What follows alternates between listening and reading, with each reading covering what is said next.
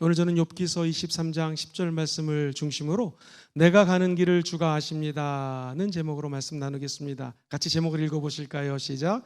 내가 가는 길을 주가 아십니다. 나의 길 오직 주님이 아시나니. 우리 이 찬양 많이 들으셨죠? 이 찬양에 보면 내가 가는 길, 인생길을 주님이 아십니다. 이 아신다라는 말은 히브리 원어로 야다라는 단어를 썼는데, 이 말은 내가 그냥 우리 안수 집사님 제가 알고 있습니다, 우리 집사님 제가 알고 지내는 관계죠가 아닙니다. 부부가 결혼을 하면 1년, 2년, 10년, 20년, 30년 지나면 우리가 체험적으로 경험적으로 아는 것처럼 부부가 옷을 벗고 있어도 부끄럽지 않고 하나님의 사랑 안에서 두 사람이 알아가는 것처럼 체험적인 알을 야다라고 그래요. 그러니까 우리 주님이 너의 가는 모든 길을 내가 알고 있다라는 것은 우리의 과거 그리고 지금 현재 우리의 미래까지 우리 하나님이 작정하시고 예정하시고 우리의 길을 인도해 주신다는 말이에요. 하나님의 계획은 한치의 오차도 없습니다. 하나님 때 부르셨고 오늘 이곳에서 훈련시키시고 하나님 나라 확장을 위하여 사랑하는 성도님들을 사용하여 주실 것입니다. 이 욥기서 1장 1절은 한 지역을 명명하면서 오늘 하나님의 위대한 사람을 소개합니다. 구스 땅에 욥이라 불리는 사람이 있었는데 그 사람의 특징은 첫 번째 온전한 사람, 두 번째 정직한 사람, 세 번째 하나님을 경외하는 사람, 네 번째 악에서 떠난 사람이라고 얘기합니다. 흠잡을 데가 없습니다. 악한 사람들이 많은데 온전하고 정직하고 하나님을 예배하고 그리고 선한 영향력을 끼치는 하나님의 사람입니다. 그런데 우리 인생이 과거, 현재, 미래의 시간적 관념 속에 노출되어 있을 때 마귀가 나타납니다. 지금까지 복을 주셨으니까 하나님, 이 욥이란 사람이 하나님을 경배하고 저렇게 선하게 지내는 것이죠. 한번 어려움에 처하면 저 사람이 과연 하나님을 예배할까요? 라고 참소합니다. 어큐저라는 단어를 쓰는데요, 나쁜 말로 아주 의도적으로 욥에 대해서 안 좋은 얘기를 합니다. 하나님이 그럼 네가 저를 시험해봐라, 그러나 생명은 건들지 말라고 합니다. 우리가 아는 것처럼 욥은 첫째, 그 사랑하는 아내가 자기를 저주하고 떠나갑니다. 두 번째, 아들 7딸 셋이 있었는데 다 죽습니다. 수많은 물질을 갖고 있었습니다. 재산이 많았습니다. 가지고 있는 재산을 다 하루아침에 잃어버립니다. 가장 힘든 것, 몸이 건강이 나빠져서 기왓장으로 몸이 피부병이 걸려서 박박박 자기 자신을 긁고 있는 모습 속에 떨어집니다. 그런데 욥기는 42장까지 있는데요, 42장 10절에 보면 갑자기 하나님의 말씀이 이렇게 바뀝니다. 같이 읽어볼까요? 시작. 욥이 그의 친구들을 위하여 기도할 때에 야훼께서 욥의 곤경을 돌이키시고 야훼께서 욥에게 이전 모든 소유보다 갑절이나 주신지라. 할렐루야. 하나님이 저와 여러분들을 다 알고 계십니다. 왜냐하면 창조하신 분이기 때문에 다 알고 계십니다. 오늘 행여 2023년을 보내면서 예수님을 탄생하는 이 성탄절을 기대하면서 하나님 너무나 힘이 듭니다, 고통이 있습니다, 고난이 있습니다 하는 분들은 오늘 말씀을 통하여 회복되기를 주의 이름으로 축원드립니다. 우리 하나님은 도대체 어떻게 나를 아시고 인도하고 계실까요? 먼저 첫 번째, 나를 단련하시는 분이 바로 우리 주님이십니다. 같이 읽어볼까요? 시작. 나를 단련하시는 주님. 주님이 나를 단련하심이라 라고 적혀져 있죠. 이 단련이란 단어는 원래는 재련하다라는 뜻입니다. 우리가 아는 것처럼 금을 캘 때에 이 돌을 가지고 와서 먼저 와, 금이다 하는 사람 없습니다. 이 돌을 잘게 부수습니다. 우리도 예수 믿고 난 다음에는요, 부서지고 하나님의 말씀 앞에 넘어지고 쓰러지고 부서지는 것이 우리 예수 믿는 사람이에요. 예수 믿지 않는 사람도 고난을 당하고 예수를 믿어도 고난은 당하게 되어 있습니다. 그런데 우리는 예수 십자가 밑에서 부서지기 때문에 저와 여러분들은 이제 곧 순금처럼 재련이 되고 정제가 되어서 나타나게 될 줄 믿습니다. 무슨 말인가? 돌을 뿌기고 난 다음에는 용광로에 집었다 넣었다 뺍니다. 이 돌 입장에서 너무나 힘들 거예요. 더울 거예요. 그런데 곧 시간이 지나고 나면 훈련을 거치고 하나님의 사람으로 변화되는 것입니다. 하나님, 나에게 왜 이런 어려운 일이 다가옵니까? 내가 왜 이 사람을 만났죠? 이렇게 크고 작은 문제들이 계속 펼쳐집니까? 제가 재밌는 얘기 하나 해드릴게요. 이민교회 가서 한 10년 정도 사역을 한 것이 저에게는 너무나 큰 소중한 경험이었어요. 한 번은 정우성 목사님이 사역하는 교회에서 유치부 수련회가 있어서 말씀을 전해달라고 해서 제가 기도원에 가서 말씀을 전하는데요, 어린 아이들이 말씀을 듣는데 아멘을 하는 거예요. 한국에서 유치부 설교하는데 아멘하는 아이들이 없거든요. 또 7분 이상 설교를 할 수가 없어요. 집중이 안 돼요. 그래서 뭐 게임하다 설교하다 이래야 되는데 아이들이 거의 20분 가까이 집중을 하는 거예요. 너무 놀라서 자 이제 기도합시다. 우리 주여 삼창호 기도할 때 오늘 수련회 첫날이니까 회개 기도해야 되는데, 회개 기도는 뭐냐면 하나님 내가 지은 죄가 있으면 용서해 주세요. 엄마에게 지은 죄, 아빠에게 지은 죄, 하나님께 지은 죄가 있으면 용서해 주세요 라고 기도하는 거예요. 알겠어요? 그랬더니 아멘 또 그러더라고요. 아니 애들이 기도를 하는데 울면서 기도를 해요. 내가 너무 놀라가지고 끝나고 제일 많이 은혜에게 물어봤어요. 아니 어떻게 그렇게 기도를 열심히 하고 뭐를 위해서 기도했어요 우리 어린이는? 그랬더니 하는 말이 한숨을 훅 쉬면서 애가 아이고 사는 게 고생이죠. 그 아이의 말이 지금도 잊혀지지가 않아요. 유치원 아이도 사는 게 고생이래요. 그러니 우리 청소년, 중학생, 고등학교, 대학생, 어른들 사는 게 어차피 고생이에요. 근데 우리 예수 믿는 사람들은 이 고난과 어려움이 좀 틀려요. 예수 믿으면 의인이 되지 않습니까? 의인. 근데 성경은 시편 4편 19절에 이렇게 얘기해요. 의인은 뭐가 많아요? 고난이 어차피 많아요. 근데 그 다 같이 읽어봅시다. 시작. 야훼께서 그의 모든 고난에서 건져주십니다. 산다는 게 고생인데 예수 믿으면 더 큰 고생이 있을 수 있습니다. 예수 믿기 때문에 술자리 가지 않습니다. 연말 연시 이상한 데 사람들이 가죠. 우리는 세상의 유형과 세상을 본받지 않고 오직 하나님의 말씀으로 마음의 변화를 받아 하나님의 뜻을 분별하는 자들입니다. 그러다 보니 어려움에 노출될 수 있어요. 그러나 우리 예수 믿는 사람들은 고난 순간순간마다 하나님이 저와 여러분들을 건져주시는 거예요. 그것을 로마서 8장에서는 하나님이 저와 여러분들이 연약함을 도와주신다고 약속하는 것이고요. 부모가 아이가 넘어지면 손잡고 일으켜 주듯이 우리 주님은 저와 여러분들을 일으켜 주시는 분이에요. 이사야 41장에는 하나님의 의로운 오른손으로 내가 너를 붙들어 줄 것이다. 고난 당하지만 하나님이 건져 주시는 것이 우리 예수 믿는 사람입니다. 가장 가까운 사람 아내지 않습니까? 요백의 아내가 나타나서 이렇게 얘기합니다. 2장 9절에 그의 아내가 그에게 이르되 당신이 그래도 자기의 온전함을 굳게 지키겠느냐? 차라리 하나님을 욕하고 죽으십시오. 하나님이 이렇게 우리를 저주하고 힘들고 고난 속에 집어넣었으니 당신이 믿는 그 하나님을 차라리 욕하고 저주하시오. 그때 너무나 유명하죠. 하나님이 주셨고 하나님이 거둬가신데 나는 입술로 범죄하지 않겠다고 하면서 2장 10절 같이 읽어봅니다. 시작. 그가 이르되 그의 말이 한 어리석은 여자의 말 같도다. 우리가 하나님께 복을 받았은즉 화도 받지 아니하겠느냐 하고 이 모든 일에 욥이 입술로 범죄하지 아니하니라. 입술로 범죄하지 않습니다. 이스라엘 백성들이 마라라는 지역에 가서 목이 너무나 마른데 쓴물을 마십니다. 그런데 이 물이 단 것이 아니라 생수가 아니라 쓰니까 백성들은 원망합니다. 성경의 출애굽기 15장에 그러나 모세는 하나님께 입술로 범죄하지 않고 기도합니다. 그때 하나님이 아이디어를 주셔서 나무 막대기를 던져라 해서 순종하고 나무를 던졌더니 마라의 쓴물이 단물로 변하게 되는 것입니다. 원래 이 광야는 2주면 끝나요. 길어야 한 달이면 그냥 갈 수 있는 코스인데 40년 동안 광야를 헤맵니다. 왜 그럴까요? 입술이 불평했기 때문이에요. 저 여러분들은 절대로 원불교 신자가 안 되기를 주의 이름으로 축원드립니다. 목사님 웬 원불교입니까? 원망하거나 불평하거나 교만하지 않게 되기를 주의 이름으로 축원합니다. 그러면 인생의 광야 시간은 줄어드는 것입니다. 그리고 고난을 당해도 하나님이 때에 맞춰서 우리에게 만나를 주시고 메추라기를 주시고 구름기둥과 소금기둥으로 저와 여러분들을 보호해 주시는 것이 인생의 광야라는 거 꼭 기억하시기를 주의 이름으로 축원드립니다.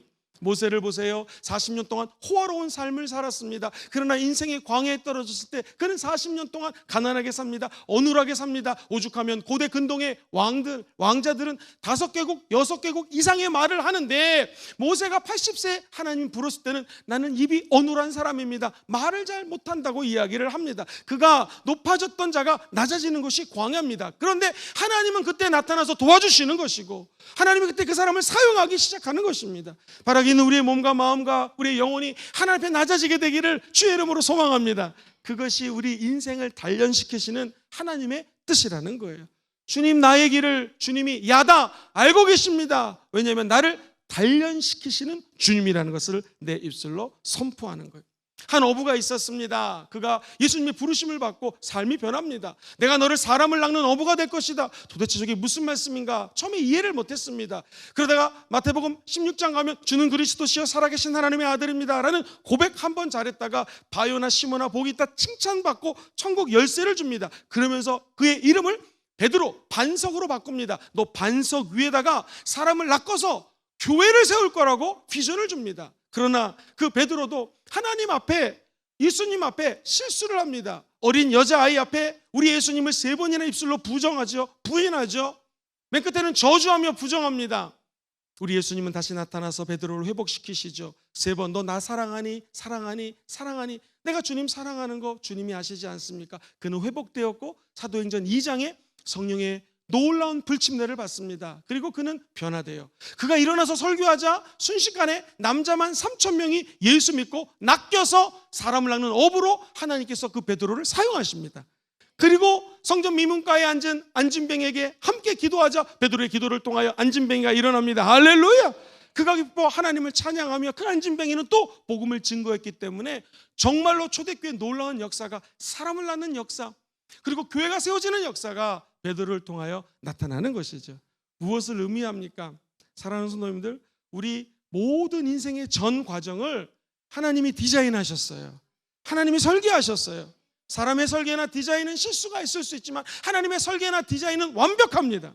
베드로는 결국 하나님의 뜻을 따라 사람을 낚는 어부가 되었던 것이죠. 그가 인생의 산전수전 공중전 다 겪고 난 다음에 베드로 전서를 썼는데 5장 10절의 고난에 대해서 그가 내린 정의를 한번 들어봅시다. 시작. 모든 은혜의 하나님 곧 그리스도 안에서 너희를 부르사 자기의 영원한 영광에 들어가게 하시니가 잠깐 뭐를 당해요? 고난을 당한 너희를 친히 온전케 하시며 굳건하게 하시며 강하게 하시며 터를 견고하게 하시리라. 할렐루야. 저와 여러분들을 불러주신 분은 하나님이십니다. 그 소명에 순종한 저와 여러분들에게는 하나님의 영광이 기다리고 있다는 것입니다. 그래서 우리는 천국까지 않더라도 이 땅에서 성령 충만함으로 하나님의 영화로움을 체험할 수가 있는 거예요. 인생 80년이라면 내가 10년 고난을 당한다 할지라도 그것은 잠깐의 고난입니다. 영원한 천국에 비유한다면 10년 고난은 아무것도 아닌 것이죠. 왜 이 고난이 다가왔는가? 우리 주님이 첫 번째, 너를 온전하게 만들어주기 원한다라는 거. 이 세상에 온전한 사람은 예수님밖에 없거든요. 예수님처럼 예수님을 닮아가게 만들어주신다는 것이에요. 두 번째, 우리의 믿음을 굳건하게 하서 흔들리지 않고 요동치지 아니하고 갈대와 같은 믿음이 아니라 굳건한 믿음으로 업그레이드 시켜주신 거예요. 강하게 만들어주십니다. 더욱 견고하게 만들어주는 거예요. 그러므로 너희들이 누구든지 시험을 만나거든 온전히 기뻐하라, 감사하라. 왜? 시험은 저와 여러분들을 온전하게 만들어줘요. 야고보가 이야기를 합니다. 우리를 구비시킨다는 거예요. 군대에 가면 군인들이 구비가 되고 진짜 군인으로 거듭나듯이 고난이 저와 여러분들을 구비시켜 주시고 하나님의 온전한 사람으로 쓰임받는 역사가 고난을 통하여 나타난다는 것입니다. 제가 처음 목회를 할 때 선배 목사님들이 목사님 목회를 하면서 고난을 당하면 오히려 하나님께 감사하십시오, 그런 얘기들을 많이 해주셨습니다. 저는 그때 이해를 할 수가 없었습니다. 왜 고난을 당하면 감사해야 될지. 그런데 해가 지날수록 목회를 하면서 저 자신과 성도님들을 예의주시하고 기도해드리고 함께 삶을 살지 않습니까? 근데 정말 그 말이 맞아요. 고난 당한 성도는 겸손해집니다. 그 겸손을 통하여 하나님의 말씀을 듣게 됩니다. 그리고 자기가 높았을 때는 하나님 말씀을 따르지 않아요. 왜? 안 따라도 내가 너무나 잘 풀리니까. 고난을 당한 자는 하나님의 율례를 깨닫고 말씀을 깨닫고 그 말씀을 지킬 수 있는 힘이 결국 고난을 통하여 우리에게 심어진다는 거예요. 이것을 시편 기자는 119편 67절에 이렇게 노래합니다. 고난 당하기 전에는 내가 그릇 행하였더니 이제는 주의 말씀을 지키나이다. 사랑하는 성도님들, 고난을 당하거든 감사합시다. 왜? 우리는 하나님의 말씀을 올바로 따라갈 수 있는 사람으로 변화되는 여정 가운데 있다라는 것입니다. 그가 수없이 많은 소유가 있었는데 다 이뤘다고 그랬지 않습니까? 나중에 하나님은 그의 삶을 어떻게 디자인했는가? 나중 다시 아들 7을 얻습니다. 딸을 3명을 얻습니다. 성경은 이런 명시가 잘 안 되어 있는데 딸 3명이 이름을 얘기하면서 너무 예쁘다라는 거예요. 아마 미스 코리아, 미스 이스라엘보다 더 예뻤던 것 같아요. 이렇게 예쁜 아이들, 자매들은 역사상 없었을 정도로 아름다웠다라는 거예요. 그러면서 한마디 더 얘기합니다. 그 당시는 모든 아버지 어머니의 재산을 특별히 아들들에게 전해주거든요. 근데 이게 웬일입니까? 세 딸들에게도 하나님의 은혜로 부모의 유산이 가게 되었고 세상 말로 부자가 되었다는 것입니다. 사랑하는 성도님들, 성경에서 이야기하고 싶은 것은 무엇입니까? 고난을 당하지만 하나님이 그 가정을 고난을 통해서 회복시켜 주신다라는 것이고, 그 고난이 회복이 되면 자손 만대로 하나님의 은혜가 넘친다라는 것입니다. 4대를 걸쳐서 자녀들을 보게 됐고, 그는 몇백 년을 더 살다가 천국 갔다고 성경은 명시하고 있는 것입니다. 그가 뺏겼던 재물, 잃었던 재물 어떻게 회복시켜 주셨을까? 양 4,000마리, 낙타 6,000마리, 소 1,000마리, 양 암나귀 1,000마리로 하나님이 놀랍게 회복시켜 주셨다는 거예요. 이 회복이 곧 부흥이란 단어랑 연결이 되는 거예요. 나는 우리 순복음금종교회 모든 성도님들의 가정과 여러분이 고난을 당할 때 오히려 하나님께 감사하시기를 주의 이름으로 축원드립니다. 이제 곧 회복됩니다. 그 전보다도 2배 이상으로 회복될 것입니다. 그때 우리는 진짜 하나님께 감사할 수 있는 참된 그리스도인이 되게 될 줄 믿습니다. 이번에 한 교회에서 오송 캠프를 3호에서 원래 내년에 하기로 했다가 그 장로님들이 금요일 날 쉬는 날이래요. 그래서 이제 목금토 가서 오송 캠프를 했어요. 참 재밌는 것은 오송 캠프 때 성령이 강력히 역사해서 아픈 자들이 치료가 됐고요. 한 권사님은 50년 동안 은혜를 체험하지 못했는데 은혜를 체험하고 방언이 터지기 시작합니다. 그리고 아픈 사람들이 치료가 되기 시작합니다. 그러면 우리가 눈에 볼 때는 이 성령의 역사가 얼마나 멋있어요, 아름다워요. 그러나 그 담임 목사님 내외가 고백하기를, 목사님 우리 둘째 딸이 건강한데 어저께 갑자기 아파서 병원에 갔더니 큰 병에 걸려서 입원하고 수술을 했습니다. 이 오송 캠프를 진행해야 되니 아이를 돌볼 수가 없어서 혼자 집에 있는 그런 상황입니다. 마음이 무너지더라고요. 이 고난이 없이는 어찌 보면 축복이 없어요. 바꿔 얘기하면 고난은 변장된 축복입니다. 그 고난을 이기면 하나님의 은혜가 쏟아지게 되어 있는 것입니다. 여러분 가운데 혹시 고난이 있고 어려움이 있고 눈물이 있는 분이 있다면 우리 예수의 십자가를 묵상하시면서 우리 예수님이 십자가를 통하여 다 이루셨습니다. 그리고 주님 친히 말씀하시기를 내가 길이다 라고 말씀하셨어요. 주님 나의 길을 주님이 아시나니, 십자가 고난을 통하여 은혜의 길이 열린 것처럼, 성소에 들어갈 수 있는 지름길이 열린 것처럼 우리에게도 시온의 대로가 열리게 도와주시옵소서. 기도하면 하나님의 은혜가 우리 가운데 임하게 될 것입니다. 하나님의 계획, 하나님의 인도하심. 우리가 욥기서 오늘 이 말씀은 너무나 잘 알아요. 나의 길 오직 주가 아시나니, 나를 단련하시고 난 다음에는 나를 순금처럼 만들어 주실 것입니다. 잘 알아요. 근데 그 다음에 쭉 읽어보면 14절에 하나님의 작정에 대해서 언급이 되어 있어요. 같이 읽어볼까요? 시작. 그런즉 내게 작정하신 것을 이루실 것이라. 이런 일이 그에게 많이 있느니라. 할렐루야. 고난은 당하게 되어 있습니다. 어느 날 아브라함에게 너는 본토 친척 아비집을 떠나 내가 명령할 곳으로 가라. 순종해서 갔습니다. 고난 당했습니다. 어려움 당했어요. 거짓말도 했습니다. 때로는 눈물도 흘렸을 것입니다. 그러나 하나님은 아브라함을 복의 근원으로 만들도록 줬고, 아브라함을 축복하는 자들은 축복을 받고 아브라함을 저주하는 자는 진짜 저주를 받는 하나님의 작정을 이루어 주신다는 거예요. 여러분을 향한 하나님의 뜻이 이루어지기를 주의 이름으로 소망합니다. 그러려면 고난이라고 하는 관문을 지나가야 된다는 것이죠. 만약 어떤 분이 되게 교만하다 그러면 여러분 속으로 생각하시면 됩니다. 아직 고난의 터널을 지나지 않았구나. 그분도 고난의 터널을 지나면 겸손하게 될 것입니다.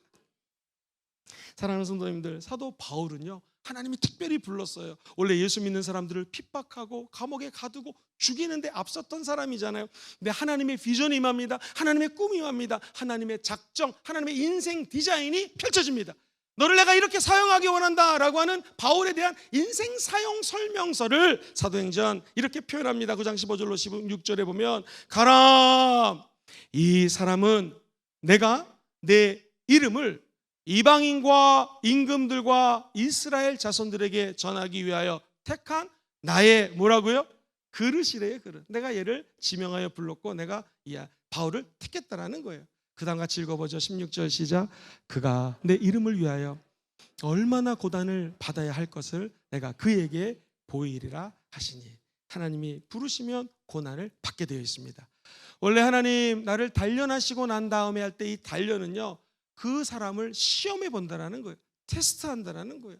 물건을 만들 때 테스트 보고 합격하는 것처럼 우리를 시험 치르지만 하나님이 저와 여러분들을 이 단련하고 난 다음에는요 순금처럼 정금처럼 합격시켜 주실 줄 믿습니다.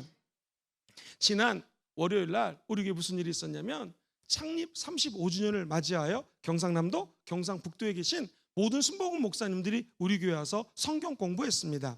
이스라엘의 절기를 어떻게 설계할 것인가 라는 제목으로 세미나를 가졌어요. 우리 장로님, 장로회 회장단이 주머니에서 돈을 각출하셔가지고 점심을 아주 맛있게 대접을 했습니다. 세상에 목사님들이 나가면서요 요즘 코로나 이후로 다 힘드시거든요. 세상에 입이 귀까지 찢어지셨어요. 그러면서 목사님 안 들었던 강의를 들으니 영혼에 메시지가 들어와서 너무나 기쁘고, 또 이렇게 맛있는 걸 대접해주니 배가 기쁘고 마음이 기뻐서 갑니다. 그러면서 이제 목사님들을 제가 배웅하는데 너무나 기뻤습니다. 강사 목사님이 이스라엘의 역사와 문화에 탁월한 분인데 이런 얘기를 해요.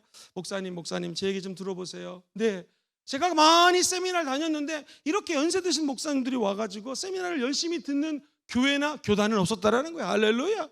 순복음 처음 강의하는데 정말 대단합니다. 많이 강의를 다니지만 이렇게 밥을 잘 해먹이는 교회는 없다라는 거예요. 그래서 감사한데 이 목사님이 간증을 하더라고요. 본인이 논문을 쓰는데 이사야 글이 원래 이 학술적으로 따지면은 특히 자유주의 신학적 관점에서는요, 언약이라는 것이 1부, 2부, 3부를 여러 사람이 쓴 글을 짜집게 했다라는 결론에 이르는데, 그것은 언약을 본인은 복음주의적인 입장에서 언약이라고 하는 단어들을 하나님의 언약을 풀어서 한 사람이 쓴 것으로, 이사야 선지가 쓴 것으로 논문을 적었는데 그렇게 어려웠대요. 논문 쓰면 이게 아니라고 그러고 다른 학자의 공격을 받는데 이게 웬일입니까? 우리 교회 강의하기 오기 전날 논문이 패스가 됐습니다. 너무나 기뻐하는 거예요. 수없이 많은 어려움이 있었는데 드디어 논문이 패스되고 이제 닥터, 박사라고 부를 수 있는 자격을 갖게 됐다는 거예요. 제가 월요일날 그 얘기 나누면서 오늘 말씀이 딱 떠올랐습니다. 학자들도 공부하는 사람도 어려움이 있어요. 시험이 있어요. 논문이라는 것을 프루프해야 됩니다. 호주 같은 경우에는 교수들 앞에서 프레젠테이션을 해야 돼요. 논문을 발제해야 됩니다. 근데 수없이 많은 날카로운 질문을 합니다.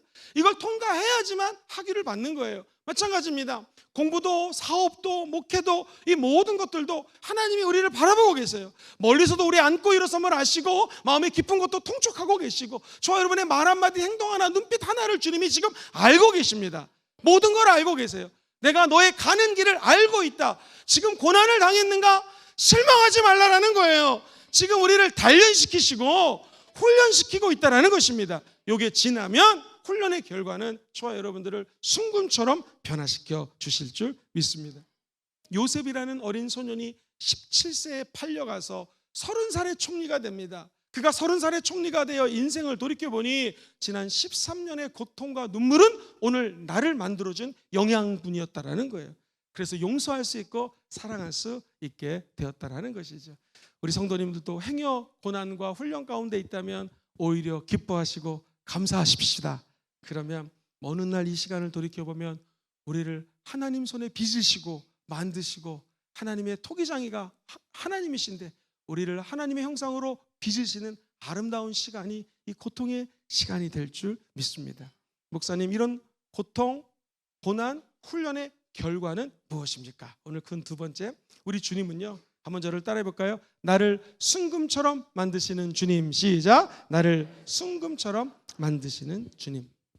이 순금이라고 하는 것은 히브리 말로 자하부라는 말인데요, 반짝반짝반짝 빛나다라는 뜻이, 또는 밝은 하늘, 순도 100%의 금, 99.999%의 이 금을 순금이라고 이야기를 합니다.